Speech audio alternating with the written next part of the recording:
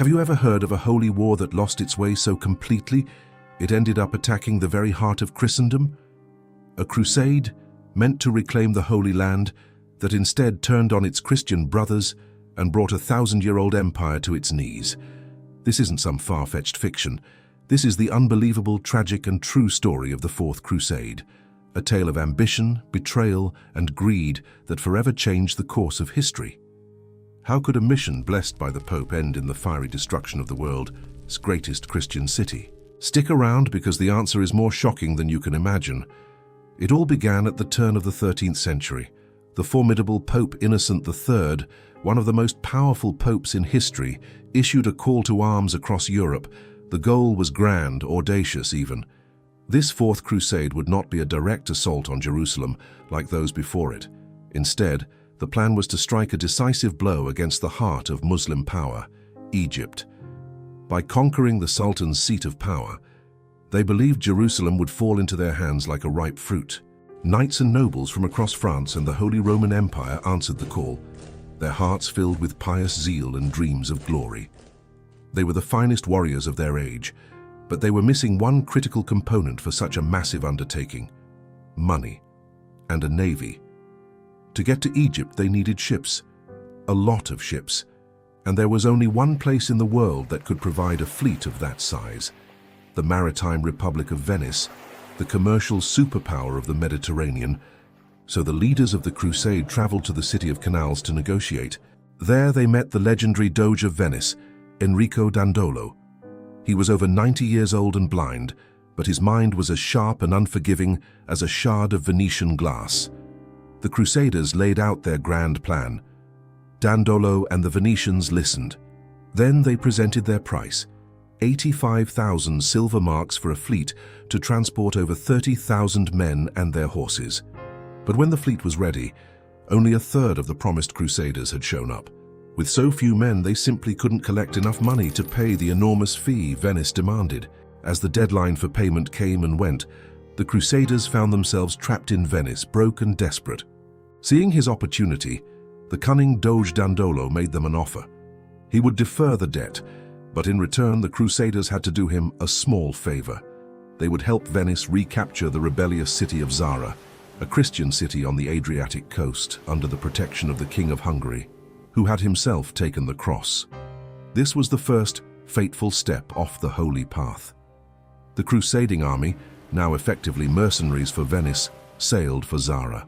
Despite protests from some of the more devout leaders and a direct threat of excommunication from the Pope, the city was besieged.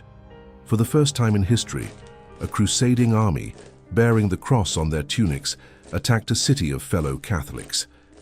After a short siege, Zadar fell, and the Crusaders and Venetians sacked it.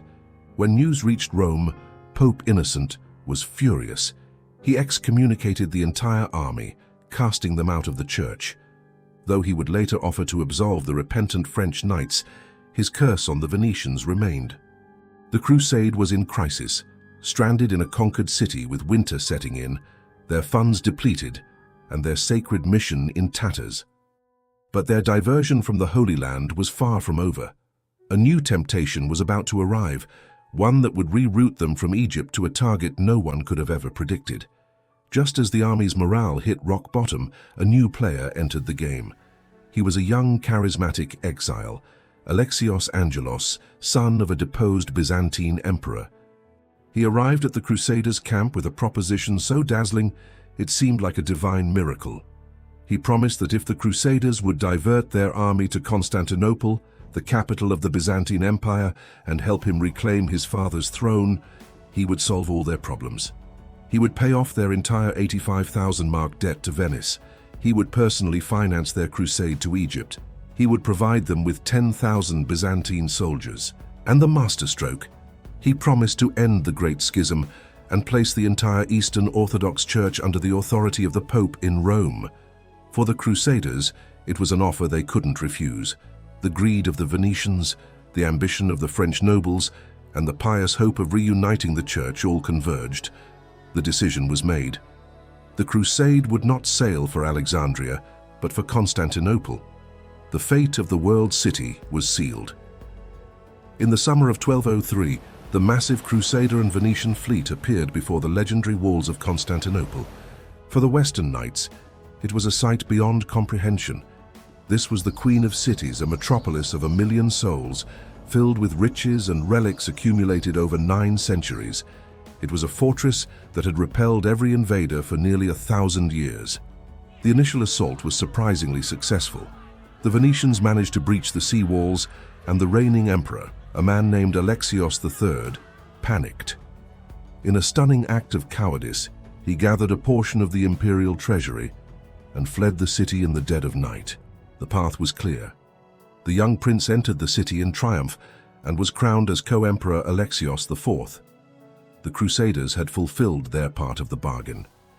Now it was time for him to pay up. But when he opened the imperial treasury, he made a horrifying discovery. His predecessor had emptied it. The coffers were bare. Alexios IV couldn't pay. The situation in the city quickly spiraled out of control. The new emperor, desperate to find money, began melting down priceless holy icons and relics, enraging the local Greek population, who now saw him as a puppet of the hated Latins. Tensions boiled over into open street fighting between the Crusaders camped outside the walls and the citizens of Constantinople. A fire, started during one of the brawls, raged for days, leaving a fifth of the magnificent city a smoldering ruin. The people of Constantinople finally turned on Alexios IV, strangling him and installing a new defiant emperor on the throne. For the Crusaders and Venetians, this was the final straw. Their patron was dead, their money was gone, and they were stranded in hostile territory.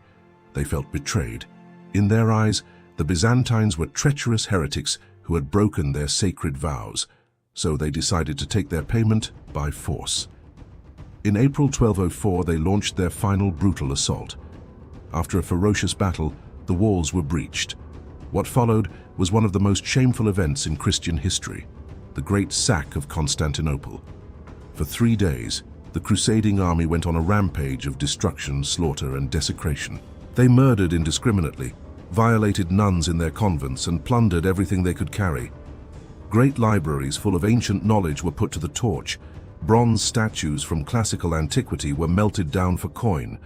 Priceless holy relics were stolen and shipped back to cathedrals in Venice and France. This wasn't a battle, it was the systematic obliteration of a civilization by its supposed allies. When the dust settled, the glory of Constantinople was gone forever. The Crusaders and Venetians carved up the Byzantine territories, establishing a fragile Latin empire that would last for less than 60 years. But the damage was permanent. The Byzantine Empire, though it would eventually retake its capital, was shattered beyond repair, a shadow of its former self that would limp on until its final fall to the Ottoman Turks 2 centuries later. The Fourth Crusade never reached the Holy Land. It never fought a single Muslim soldier. Instead, this holy war, born from pious fervor, became a monument to human failing. It destroyed the great Eastern shield of Christendom, deepened the schism between the Catholic and Orthodox churches into an unhealable wound, and left a scar on the conscience of the West that endures to this day.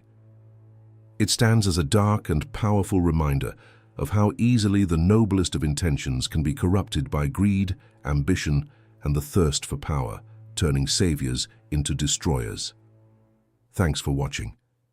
If you found this story as fascinating as I did, don't forget to like this video and subscribe for more deep dives into the dramatic twists of history.